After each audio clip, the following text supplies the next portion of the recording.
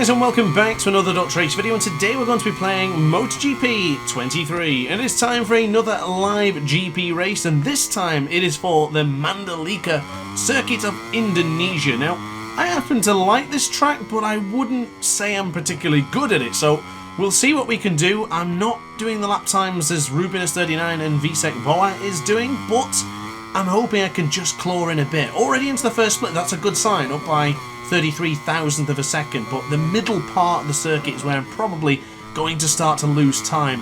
I can honestly say I don't play this track enough to really get good at it, and to be honest, I think I was better at this track in World Superbike 22, so oh goodness me, into the second split, we've gained 66,000th of a second here, and we're still in the red. It's looking quite promising. Maybe I'm going to call myself short here. I've not had any good qualifying laps so far.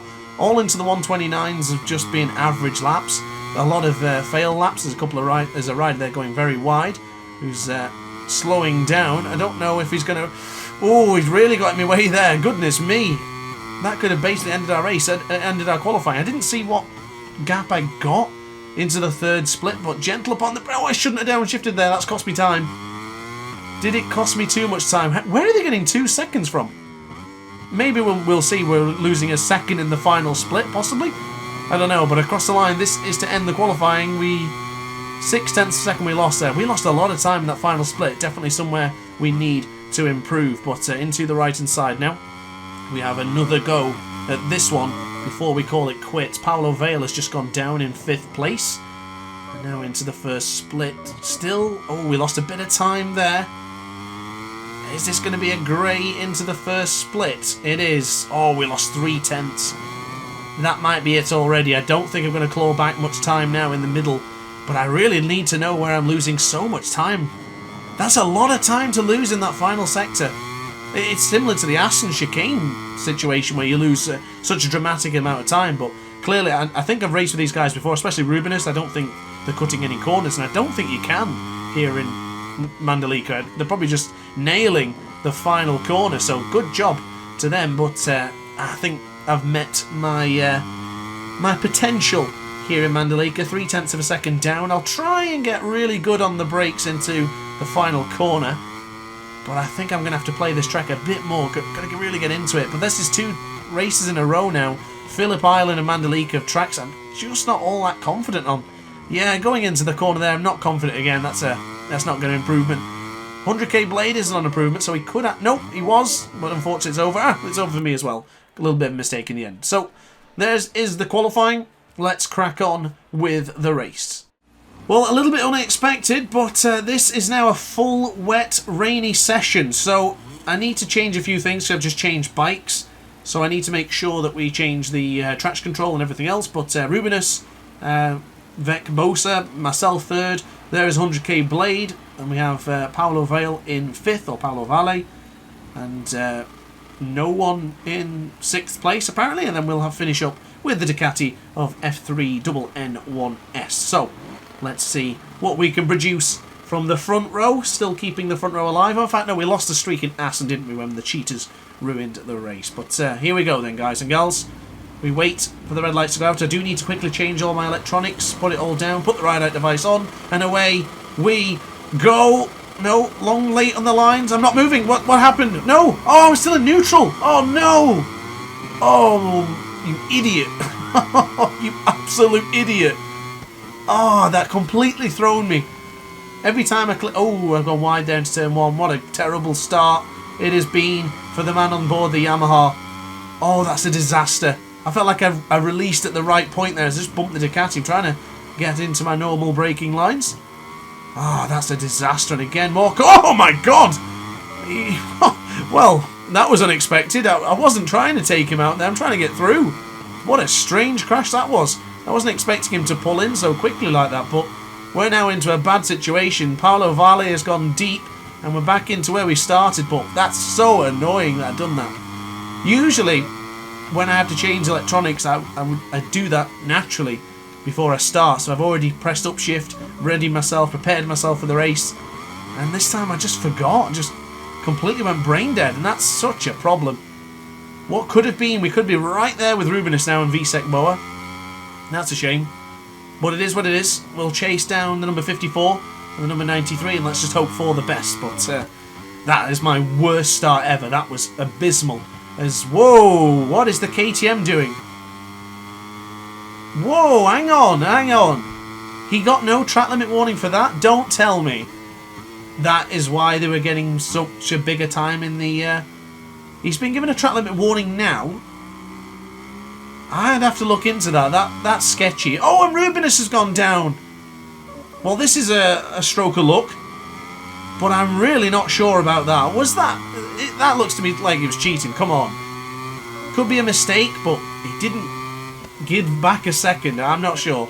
I'd have to look into that again, but I'm not making any assumptions yet. He has slowed down a bit. So, are we waiting for Rubinus or what? I mean, this is a live GP. When no one's waiting for anyone in a live GP race. Ride 5 online or maybe normal multiplayer. Yeah, sure, wait, but in a live GP? I don't think so. I think I'm going to wait for this one, so sorry. Let's keep on. Well, it's a track limit warning now for Rubinus as well. The only person who's not had a track limit warnings yet, but of course it's so difficult to stay within the track limits when you're in these situations when it's full wet conditions, tyres sliding everywhere, bikes moving. It can be very difficult. So I did take a gamble going for the soft option front and rear. Considering it's a full wet race, I thought why not? It would make sense. But if that rain stops, then we're in trouble. Because the medium tyres were obviously a lot stronger, tougher made. That would last the distance where the soft is definitely not going to. But I'm hoping now that we're in the lead, we can start churning out some lap times and start getting some pace. But I'm definitely going to be keeping an eye on this right-hand side here, because if we lose a significant amount of time to the rider behind, then I'm going to suspect cheating. So far, so good. Looks to be good. Nice. That's good to know. Maybe it wasn't him. Maybe it was a small mistake, and I'm wondering too much about that. I'm making mistakes of my own. Might actually let him through now, because I'm going to hold him up here. And the change into this left-hand side here is not a good spot. We'll bring on the power. Oh, a little bit loose. Probably shouldn't have bothered with the ride height device. It's amazing how the whole complexion of the race changes when it's wet weather. You want to go for the ride height device. You want to use the same lines, but you can't. You want to brake the same way, but again you can't. It's a really difficult decision. And doing qualifying, pushing as hard as you can in the dry, and then immediately changing over to wet is a tough situation. Whoa, 3 track limit warnings now for the rider ahead of us. It's very, very tight to the curb and now into the right hand side. Closing in, making a bit of contact there. I was going to hit him no matter what, so I thought hit him straight into the back and he shouldn't crash, and neither should I, so we should be good. I can't get through. I'm carrying a lot of speed into this part here, but I'm not able to get through. And the KTM has gone a little bit deep, so hard on the brakes we go. And that HEV helmet looks suspiciously a lot like my helmet that Sergio made for me, that I used for the what do you call it, the KTM as well. So that's kind of cool if it is. We're now into the left hand side, a little bit deep into turn 12. But we're good. We're still in the lead. But I've got to be honest with you, I don't feel confident.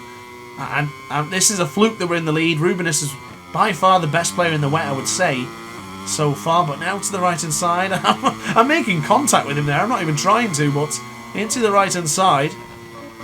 He is good on the brakes, isn't he, into turn 15. Very confident on board the KTM. That's one bike I'm not particularly confident with on the in the wet conditions, is the KTM. Very difficult bike to get stopped. I do tend to crash a lot. Oh my goodness, what is wrong with this Yamaha? Just calm down. What was that? I couldn't even move for a second then. I think I'm way out of my depth now with these two. These two are really fast round here. And there is Rubinus going for a lunge into turn 1. The Yamaha rider, he's not quite got through. VSEC BOA is in the lead, close to being in contact with the two of them. As VSEC goes for that very tight apex again. I've got to try and stay with these guys now. I don't want to start making mistakes. But it's just brought to my attention. Oh, the bike, it's sliding all over the place. It's really struggling to stay on board the track now, and I've just noticed now there's no more rain. This track is going to dry. This puts us in a very difficult situation because I gambled with the soft option front and rear. I need the medium if it is going to... Oh, and there goes the Ducati rider. Oh, Rubinus has gone down. Wow, he was sideways for a moment then. Not sure what happened to him. Just a bit of a strange crash with the number 93. We are closing in a bit onto VSEC. I feel a lot better now as this race has progressed. But this track is definitely going to dry. It looks very cold. Will it dry as VSEC has completely gone off the track there? Wow, long lap penalty coming in for him then. No? What?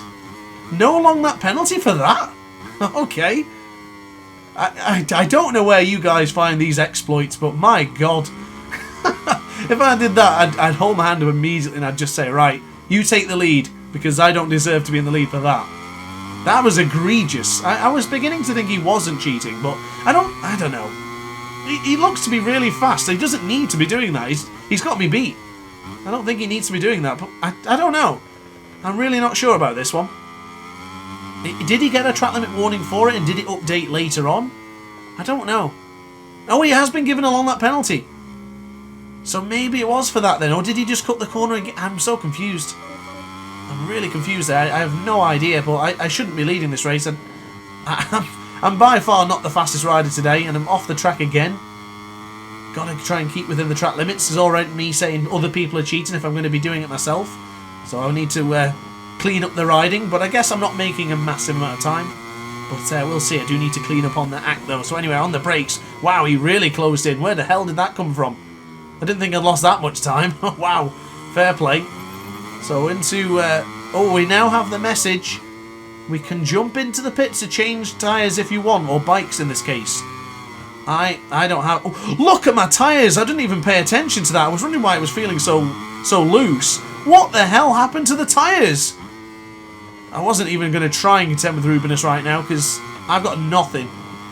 What the hell's just happened?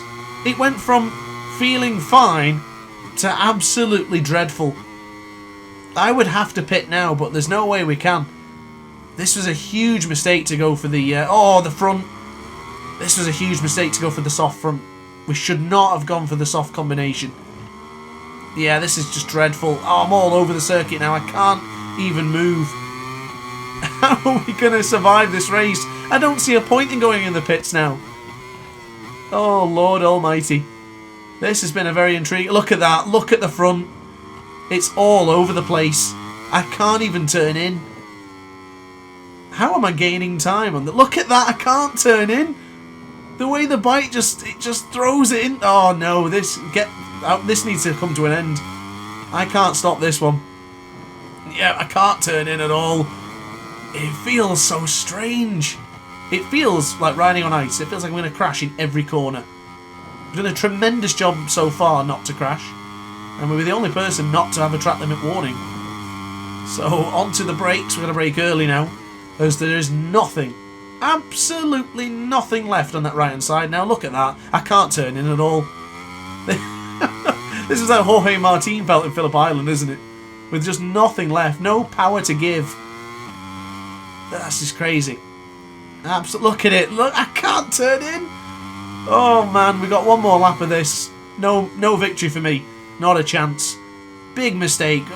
This race has been filled with mistakes for me, honestly. Not upshifting into first gear for the start. Not good. Sigh. And of course, yeah, picking the soft option front and rear. Look at that. Look at that. What is going on? I can't turn. I can't do anything. The bike has got a mind of its own. So this is the final lap. VSEC Boa is leading the way on board the KTM. Rubenus 39 in second and myself in third. But I am holding judgment on the rider in first place because I have my suspicions. But we'll see. If you're watching this video, let me know in the comments section. I would really like to know what it is that you're doing in those corners. But yeah, it is what it is. If these live GP races are going to keep going this way, I'm going to have to probably start something else. Again, more track limit warning for him. I don't know. I've just noticed the bottom right corner of the screen. Why does the bike all of a sudden feel good? Has the tyre delaminated? The tyre feels good. This is weird. And we're actually putting in decent lap times. we're improving by 1.2 seconds. It feels night and day different. What the hell has just gone on? Look at the turning. I'm so confused. I'm so confused. What has happened here? It's a dry track. We've got soft option front and rear wet tyres on. And I'm putting in my best laps in now. The bike feels really good. Look at that, 1.8 seconds quicker than the best lap which was set earlier on in lap 4. Night and day difference. Very strange, very, very peculiar. Rubinus is now 3.7 ahead of us. We're closing in quite well.